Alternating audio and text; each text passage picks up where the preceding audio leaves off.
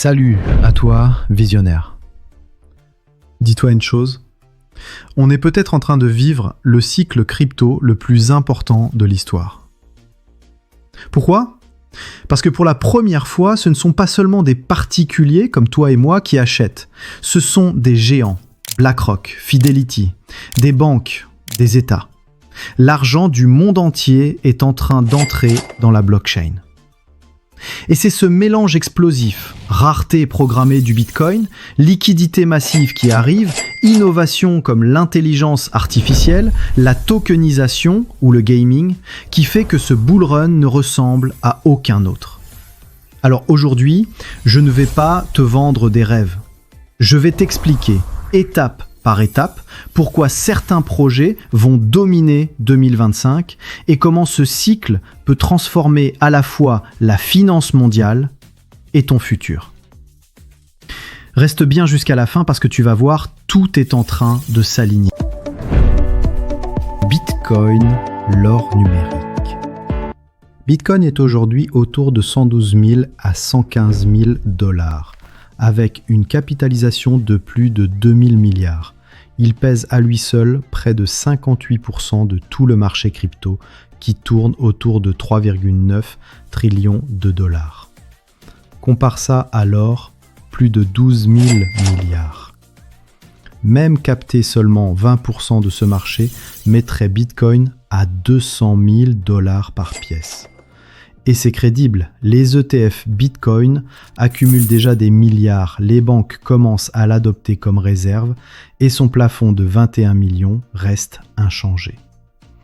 Et moi, avec tout ce que je vois, adoption, régulation, liquidité institutionnelle, je pense qu'un scénario réaliste, c'est un Bitcoin entre 180 000 et 250 000 $ d'ici fin 2025. Et toi, tu en penses quoi ? À ton avis, jusqu'où Bitcoin peut aller dans ce cycle ? 150 000, 200 000, 300 000 ? Mets ta prédiction en commentaire, je veux voir ce que pense la communauté. Et justement, quand Bitcoin se stabilise à ces niveaux, c'est Ethereum qui capte l'énergie du marché.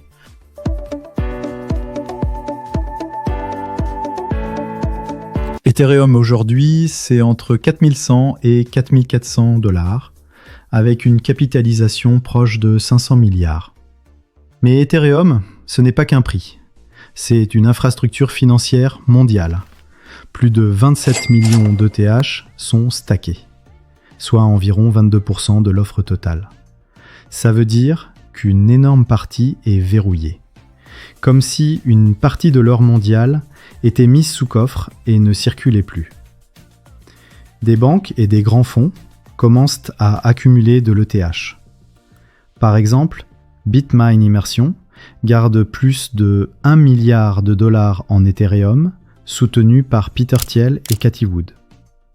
Citigroup explore la garde d'actifs et les paiements en stablecoin sur Ethereum. La Société Générale a déjà émis des obligations tokenisées dessus.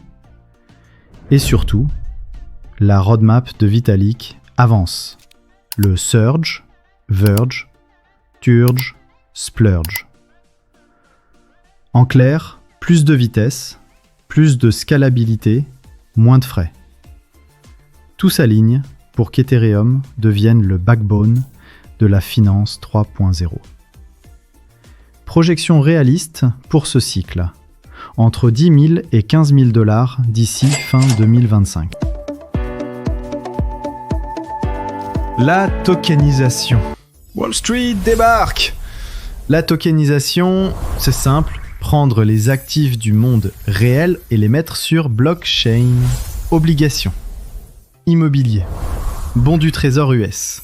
Aujourd'hui, ça bouge déjà.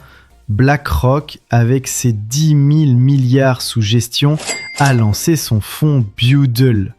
Plusieurs milliards tokenisés. Franklin Templeton, 1300 milliards sous gestion, suit le mouvement. JP Morgan expérimente des règlements en temps réel avec sa plateforme blockchain. Selon le Boston Consulting Group, ce marché peut atteindre 16 000 milliards d'ici 2030. Si seulement 10% passent par Ethereum, ça fait 1600 milliards injectés directement.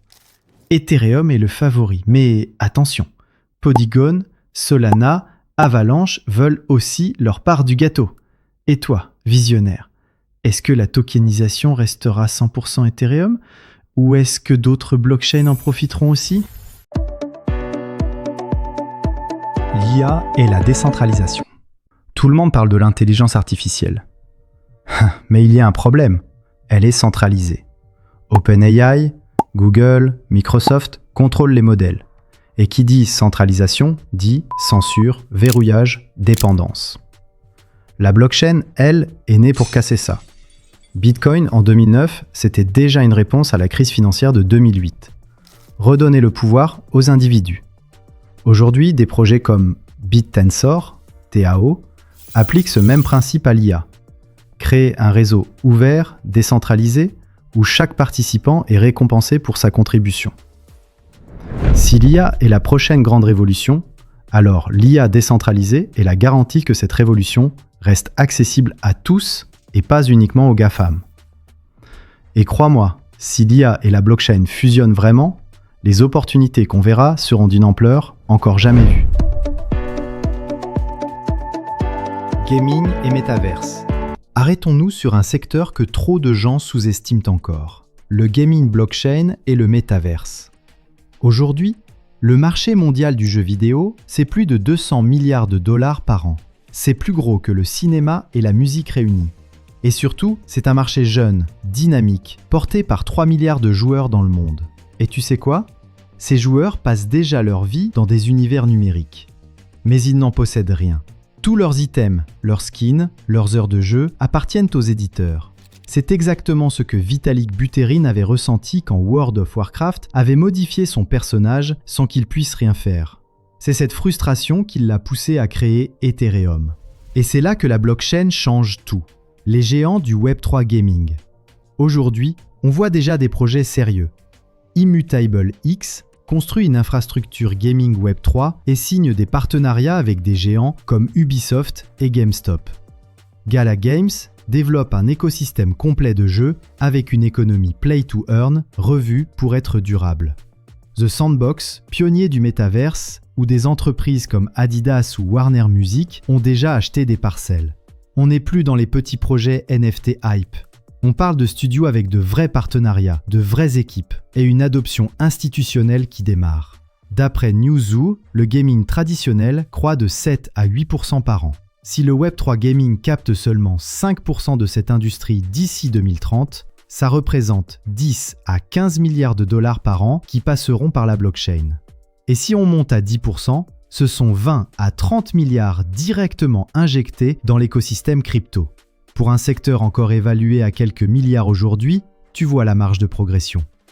Pourquoi ça va exploser ? Propriété numérique. Chaque skin, chaque item devient un NFT, revendable, échangeable, monnayable. Les joueurs peuvent gagner de l'argent, mais aussi les créateurs de contenu, les développeurs indépendants, les artistes. Les jeunes générations sont déjà habituées à acheter des items virtuels.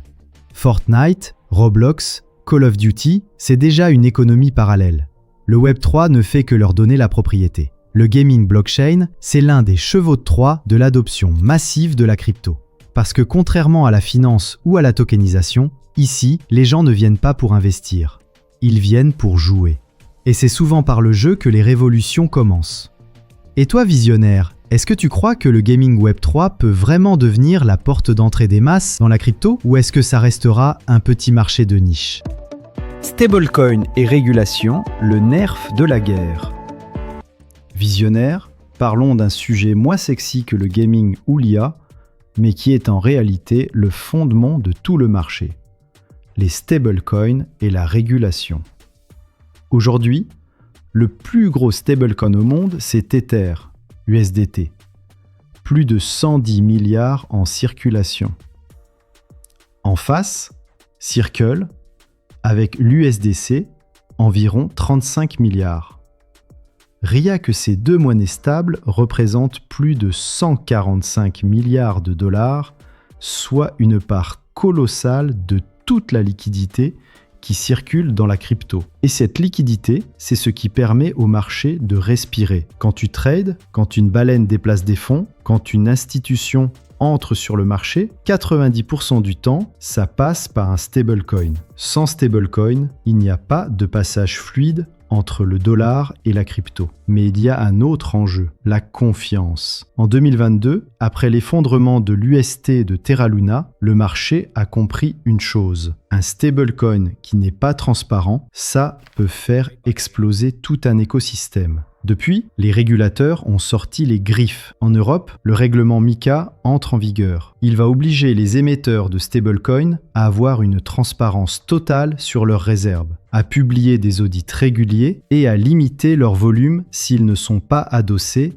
à des devises de l'UE. Aux États-Unis, la SEC continue d'attaquer certains projets, mais en parallèle, elle a accepté les ETF Bitcoin, ça montre qu'ils veulent encadrer, pas interdire. Et pendant ce temps-là, les banques centrales travaillent sur leur propre monnaie numérique, les fameuses CBDC. La Chine teste déjà son yuan numérique, l'Europe travaille sur l'euro digital, les États-Unis réfléchissent à un digital dollar. Alors la question est, que va-t-il se passer ? À mon sens, les stablecoins privés comme l'USDT et l'USDC ne vont pas disparaître. Au contraire, ils vont continuer à se renforcer parce qu'ils répondent à une demande réelle du marché, celle de disposer d'un dollar liquide, rapide, utilisable partout dans la DeFi. Mais à mesure que la régulation se durcit, ces stablecoins vont devenir plus encadrés, plus transparents et donc encore plus crédibles aux yeux des institutions. Et c'est là que ça devient stratégique. Si demain les banques centrales émettent leurs propres CBDC, elles seront forcément centralisées, avec surveillance, limite, censure possible.